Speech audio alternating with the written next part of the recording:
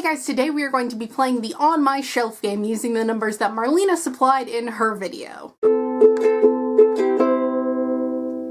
I have a friend today, so if you hear puppy feet, that would be her.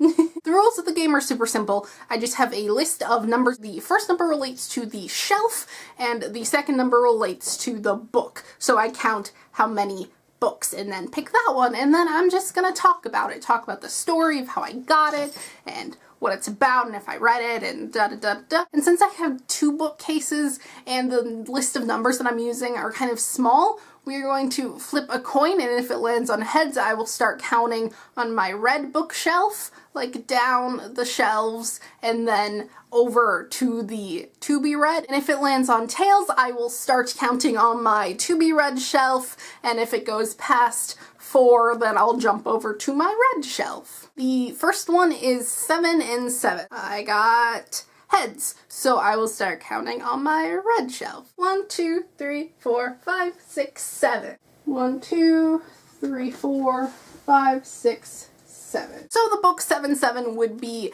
In Their Shoes, which is compiled by Deborah Reber, and this is nonfiction and kind of just compiles a bunch of different women and their jobs. I got this book either late elementary school or early middle school, so I think I got it from one of those Scholastic book orders, but it's just a bunch of profiles of women in their jobs, like a real estate agent.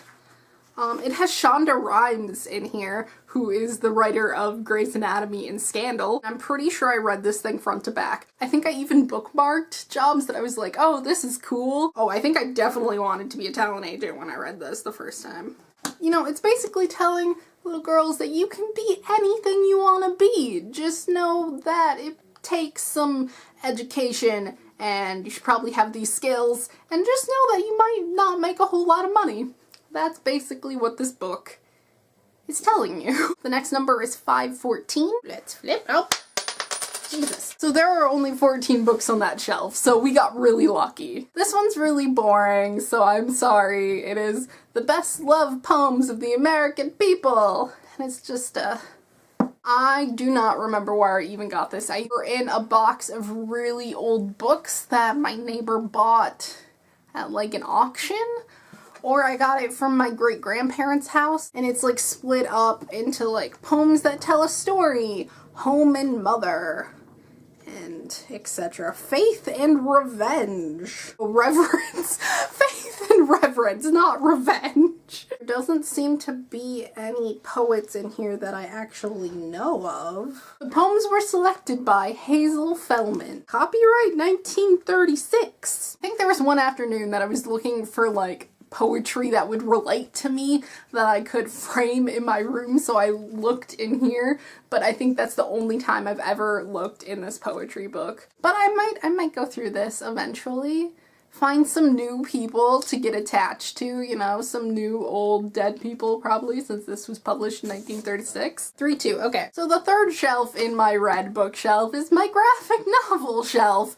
So we got some Birds of Prey, Volume 2 in the new 52 reboot by Dwayne Squish and Travel Foreman. I picked this book up at my local comic collectibles store. I think for my birthday, my dad took me and he bought a buttload of graphic novels for me. And I got this because I read the first volume from the library and I liked it. It was okay. I think I gave it 3 or 4 stars. I'm just really attached to this team of superhero ladies. Like, I love Birds of Prey. I remember just not really liking this all that much.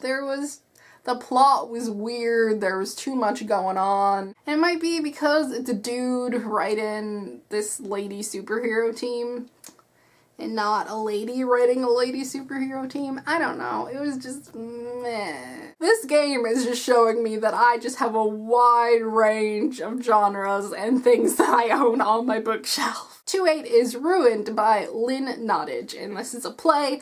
Obviously, I either had to pick this up for my social justice theater class or my plays in the new millennium class. I don't remember. This was a really interesting play. Like, I would recommend this. This was really thought-provoking and interesting. See, off the top of my head, I think that this play takes place in the Congo. Yeah, I think there's this woman, I want to say she's just called Mama, and she takes care of these girls and she puts them to work. I want to say it's kind of like a brothel situation. And I know there's this one girl who suffered a very traumatic experience. She was raped, and I think they used like a branch and they basically like disfigured her downstairs area. And I remember really liking the characters were very like fleshed out and interesting. It was a very thought-provoking play. Yep. Yay. And the last one, 611. There'll just be no novels in this, just none, because my novels are down below and we haven't made it there. I don't know if I, like, with the coin, if I screwed up the system or something. But okay. I talked about this book before on here. No Plot, No Problem by Chris Beatty. A low-stress, high-velocity guide to writing a novel in 30 days. Talks about writing a book in a month. Yes, it is by the NaNoWriMo guy, and it has some history of NaNoWriMo in the front. It's split up in between, like, prep, and then the first week you're supposed to read it during the first week of NaNoWriMo, and then the second you read during the second week, and it gives you kind of more motivation. It's like, you can do this, you can, I believe in you. And I reread this book at least once a year. I have won both times when I did something related to NaNoWriMo, and I give full credit to this book.